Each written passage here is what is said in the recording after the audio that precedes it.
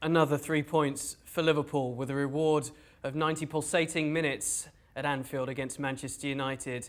The only team, of course, so far who've been able to take points off the so far invincibles. And this is what it means at the top of the table after goals from Van Dijk in the first half. It's over! One from Salah at the end. What a performance from Liverpool in the end. But how on earth was it 1-0 going into injury time? Yeah, and that indeed is the question. I think Liverpool allows Manchester United to hang around in this game. There wasn't much coming from Manchester United. A couple of chances, maybe half chance by Pereira in the first half where he wasn't able to get to the ball in the far post. And then there was a real clear chance by Anthony Martial in the second half. But other than that, coming out of halftime, it was everything about Liverpool and very little about Manchester United. VAR got involved in the first half, and I think in the correct manner, although I think the application of VAR in the David De Gea foul, I think is incorrect in the sense that the referee sees the play himself, he thinks and deems it that is no foul, and so we're expecting for it to be clear and obvious in order to reverse the call. You can make an argument that was it clear and obvious? And there is a touch by Van Dijk on De Gea, but if the referee called it as no foul, then maybe it's a play on. Or maybe you just allow the referee to go and look at it himself so that he actually gets an opportunity to reevaluate the situation. That didn't happen, came straight from wherever it came from. So foul, no goal, Manchester United kept hanging on. Then there's an offside on Jorginho Wijnaldum. Manchester United kept hanging on. And there was a story of that early in the second half as well, where they hit the post with Henderson.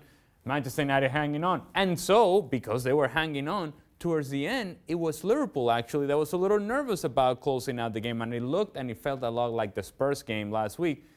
But I'm not sure that you really got a sense that Manchester United was really going to come back into this game. And then Alisson with the long ball to Salah. Salah puts it away, 2-0. See you guys later. This league is over. Manchester United is going to struggle to create chances because now we found out that Rashford is going to be out for a while. And Liverpool continues to do just enough to win games, continue to advance. Everybody else just seems to fall apart. Manchester City drops points. Leicester does this. The other team does that. And they keep flying. And they're just looking down at everybody else. Says, see you guys later. This is over. It was men against boys at so many phases of the game. The front six for Liverpool, particularly impressive. Well, the front three plus Wijnaldum had a great game. At times they were cutting through Manchester United at will. And yet, were you surprised that there were passages in that second half where Manchester United really did come into the game? They had their spells.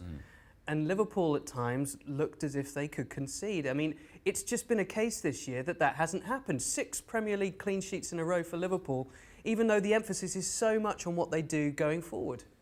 Yeah, and I'm not surprised that Manchester United was able to regain possession of the ball in the second half and that they were able to create some momentum because everybody that has played Liverpool this year has been able to do that to some degree. See, Liverpool hasn't been as dominant this season as they were last year. Now, when I say that, I know, and I can understand that they are well ahead and that they're going to win this league. But there were moments last season where the game would start and you knew it was over before it even started because of the intensity and the energy with which Liverpool played. And while that intensity and energy is still there, the consistency of putting teams away is not quite there and hasn't been quite there for Liverpool.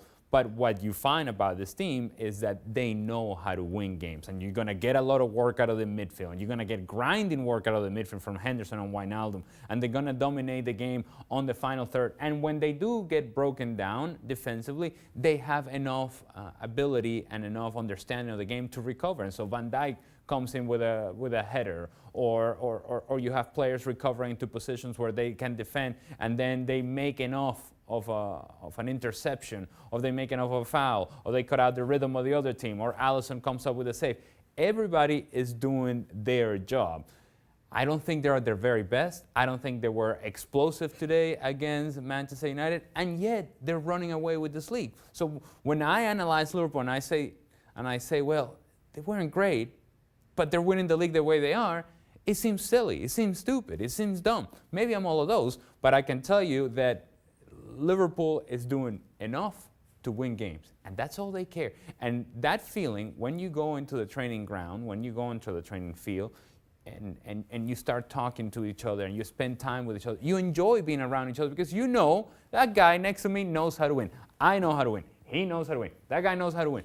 Together, we all put that on the field, and you know, even before you get out and in competition, you have a sense and a confidence that we're going to do enough to win a game because we have enough in this team. So even when they're under pressure, we know that it's just a matter of time for us to put it away, and they did just that. The whole league knows that the Liverpool blueprint is one of success. It's just inevitable at this point that they're going to deliver that title, the first ever Premier League title. Those Manchester United players, having come off that pitch, will know that they've been in a game with a team that is really built in the way that it needs to be built to deliver success. How painful is that for them?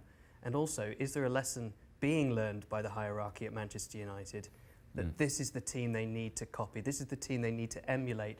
I mean, they're a far distance away from achieving that. The players know it best. Well, and this is when fans from Manchester United, players, Manchester United as a whole, as an organization, they have to get away from this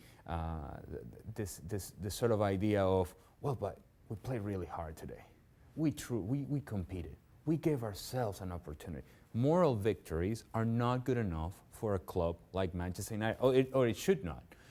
And so, while it's easy to then go out in the media and go out to the press and explain it away and say, look, well, I thought that today the boys put a lot of hard work out there and we did a lot of good things, and even though we have players missing, we still gave ourselves a chance.